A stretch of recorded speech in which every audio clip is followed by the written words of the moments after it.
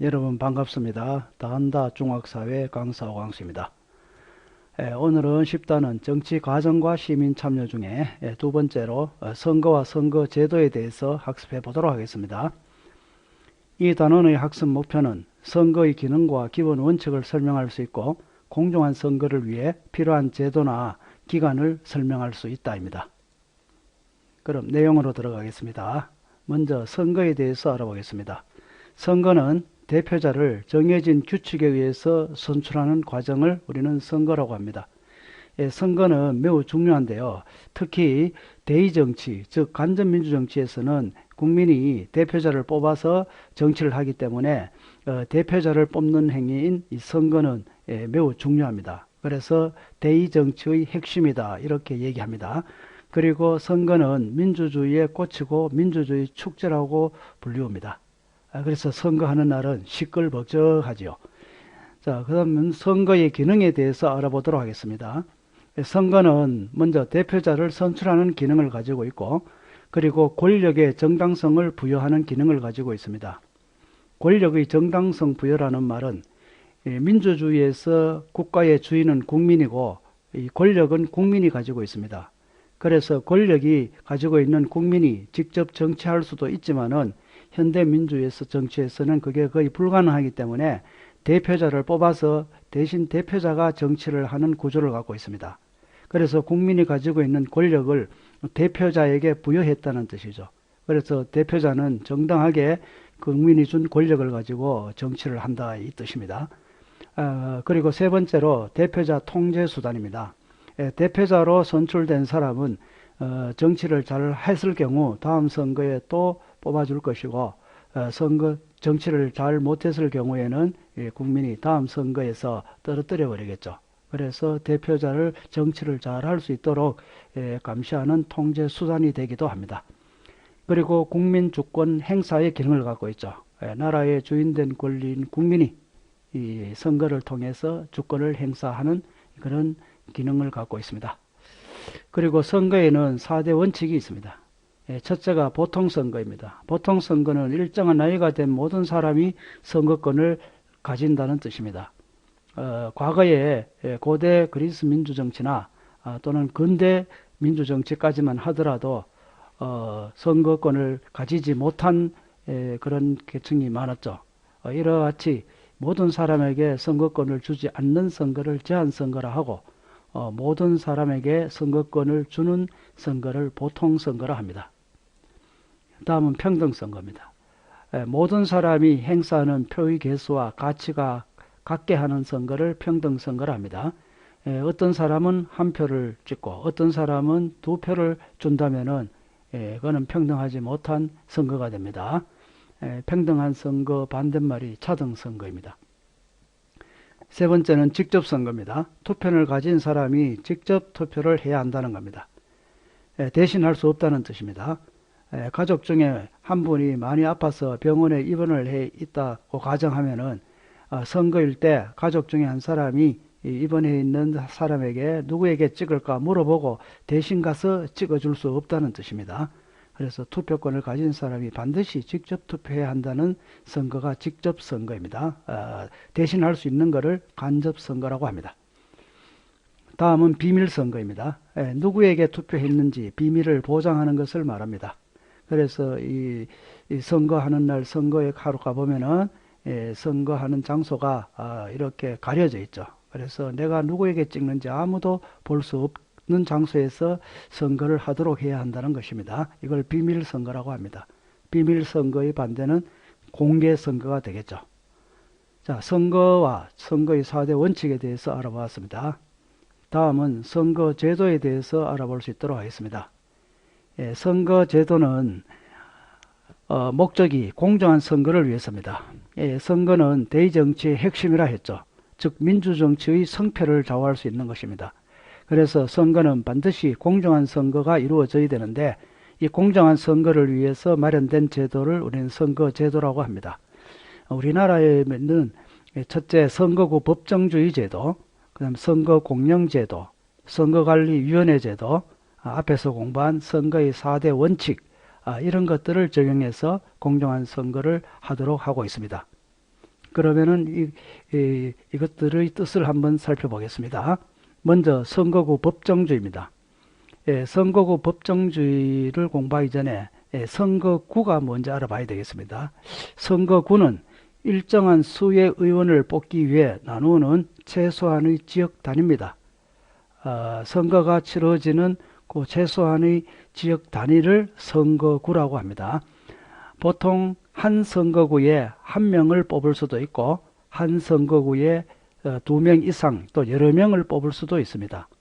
한 선거구에 한 명씩 뽑는 선거를 소선거구 제도로 하고 한 선거구에 여러 명을 뽑는 이 선거구를 우리는 대선거구라 합니다. 현재 우리나라는 한 선거구에 한 명을 뽑는 소선거구제를 실시하고 있습니다. 자, 그래서 선거구 법정주의라는 의미는 이 공정한 선거를 위해서 이렇게 최소 단위인 선거구를 법률로 국회에서 미리 획정해 놓는다는 겁니다. 즉 정해 놓는다는 거예요.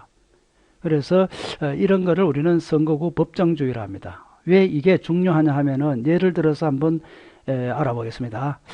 예를 들어 어떤 지역에 5명의 의원을 뽑기 위해서는 우리나라 같은 경우 한 선거구에 한 명을 뽑기 때문에 5개의 선거구로 나눠야 되겠죠.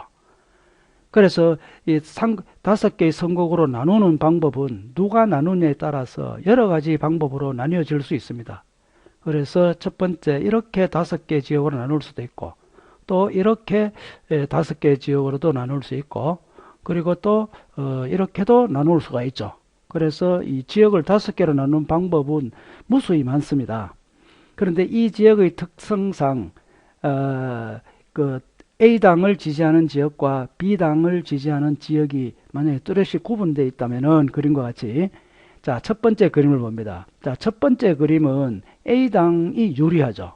그래서 이렇게 선거구를 획정을 하면은 이 선거 결과는 뻔합니다. 그죠? A당에서 3명, B당에서 2명 선출되겠죠. 이거는 A당이 유리합니다. 반면에 두 번째로 선거구를 나눈다면은 B당이 유리하죠. A당에서 2명 데끼고 B당에서 이번엔 3명이 선출이 될 겁니다. 그래서 이거는 B당이 유리하게 선거구를 걷는 것이죠. 세 번째는 비교적 정당하죠. A당이 2개 지역이 유리하고 B당이 2개 지역이 유리하죠. 2대2. 그리고 마지막 하나는 선거를 해봐야 알죠. 그래서 비교적 세 번째가 가장 공정하게 선거구를 획정했다고 할 수 있습니다. 그래서 미리 국회에서 세 번째와 같이 공정한 선거가 치러질 수 있도록 세 번째와 같이 선거구를 미리 정해 놓는다는 거예요. 이걸 우리는 선거구 법정주의라고 합니다. 그런데 첫 번째와 두 번째 같이 이렇게 선거구를 놓으면은 특정한 정당이나 후보에게 유리하겠죠. 이렇게 선거구를 획정하는 것을 게리맨더링이라 합니다. 그래서 게리맨더링은 다시 한번 말씀드리면은 특정한 후보나 정당에게 유리하게 선거구를 획정하는 것을 게리맨더링이라 합니다. 이 게리맨더링이란 말은 미국에서 나온 겁니다. 미국의 매사추세츠주의 주지사 선거일 때 그 게리라는 후보자가 있었어요. 그래서 이 게리라는 후보자가 자기에게 유리하게끔 매사추세츠의 선거구를 그어버립니다. 그래서 이 게리에게 유리한 지역을 색깔을 칠해보니까 마치 그 신화에 나오는 셀러맨더라는 괴물과 유사하게 생겼습니다. 그래서 게리라는 주지사 이름과 이 괴물 이름 셀러맨더라는 이 괴물 이름을 따서 합성어로 만들어진 신조어가 바로 게리맨더링입니다. 그래서 이 게리맨더링은 특정한 후보나 정당에게 유리하게 선거구를 획정하는 것을 말한다 하는 걸 알아줄 수 있도록 해야 되겠습니다. 자, 선거구 법정주의 이제 내용을 다 이해하셨겠죠? 자, 다음은 선거 공영제에 대해서 알아보겠습니다. 자, 이 선거 공영제의 의미는 선거 비용을 국가나 지방자치단체가 일부를 부담하는 제도입니다. 그래서 이 선거 공영제의 목적은 선거운동의 기회를 균등하게 보장하여 공정한 선거를 실시하기 위해서입니다. 만약에 돈이 많은 사람이 선거에 참여할 경우 각종 그 대중매체나 그리고 선전 이런 것 금품 선거 또 이런 우려가 있습니다. 그리고 유능하고 나라를 위해서 봉사하고 헌신할 수 있는 자세를 가진 훌륭한 인물이 만약에 돈이 없을 경우에는 이 정치를 못하겠죠. 그래서 공정한 선거 또 올바른 대표자를 뽑기 위해서 선거 비용을 국가나 지방자치단체가 일부 지원해주는 이 제도를 우리는 선거공영제라고 합니다. 다음은 선거관리위원회 제도입니다. 선거는 헌법에 의해서 정치적 중립을 가지고 선거를 관리하는 독립된 기관이 선거관리위원회입니다. 그래서 우리나라에서는 이 선거관리위원회라는 기구를 따로 둔 거죠. 그래서 이게 공정한 선거를 위해서입니다. 자, 이 선거관리위원회에서 하는 일은 당연히 선거 및 국민투표 관리를 하고, 그리고 이 정당에 관한 사무 관리를 합니다. 정당의 등록이나 해산 이런 것을 원할 경우에 이런 업무와 관련된 내용을 선거관리위원회에서 합니다.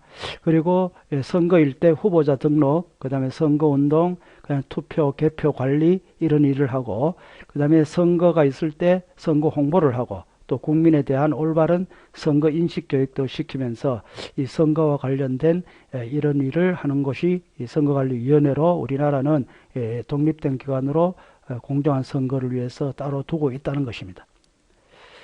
자, 선거구 법정주의, 선거공영제, 선거관리위원회, 선거의 4대 원칙, 이 네 가지 공통점이 뭡니까? 그렇죠. 바로 공정한 선거를 위해서 만들어져 있다는 것. 이거 꼭 기억하시기 바랍니다. 자, 이상으로 선거와 선거제도 내용 설명을 마치고 문제를 가지고 한번 점검하겠습니다. 1번, 대의정치의 핵심이고 민주주의 꽃이라고 불리는 것은 무엇이었죠? 그렇죠. 선거였습니다. 2번, 선거에서 일정한 연령 이상이면 누구에게나 선거권을 부여하는 선거 원칙은? 그렇죠. 보통 선거였습니다. 3번, 누구에게나 동등한 가치의 선거권을 부여하는 선거 원칙은? 그렇죠. 동등, 평등이죠. 평등선거. 4번, 과거 근대 민주주의 시대 때는 여성에게는 선거권이 부여되지 않았다. 어떤 선거 원칙에 위배되느냐는 겁니다. 모든 사람에게 선거를 부여하는 걸 보통선거라고 그랬죠. 그리고 여성에게는 선거를 안 줬으니까 보통선거에 위배되겠죠. 답은 보통선거가 되겠습니다. 5번, 공정한 선거를 위해 선거 비용을 일부 국가가 부담하는 제도. 그렇죠. 선거 공영제라 했습니다. 6번, 선거구를 특정 후보나 정당에게 유리하게 획정하는 것을 가리키는 말은 아까 신조어 하나 소개했죠. 게리 맨더링이 되겠습니다. 7번, 정당 등록 등 정당에 관한 사무 관리를 하는 국가기관은 그렇죠. 선거관리위원회입니다. 매일 선거하는 게 아니니까 선거관리위원회에서는 선거 없을 때는 먹고 놀고 월급 받으면 안 되겠죠. 그래서 기타 정당 사무 관리라든지 기타 또 업무를 가지고 있습니다. 자, 그러면은 다시 한번 내용을 정리를 해 보겠습니다. 오늘 공부한 내용은 선거와 선거제도였는데, 첫째, 선거의 의미가 뭔지, 선거의 기능이 뭔지 공부를 했습니다. 특히 선거의 기능은 권력의 정당성 부여, 대표자 선출, 대표자 통제 및 심판 수단, 국민 주권 의식의 함량, 이런 것들을 기능을 갖고 있다는 거 배웠습니다. 그 다음 선거의 4대 원칙, 보통선거, 평등선거, 직접선거, 비밀선거, 이건 중요합니다. 꼭 공부해 주시기 바라고.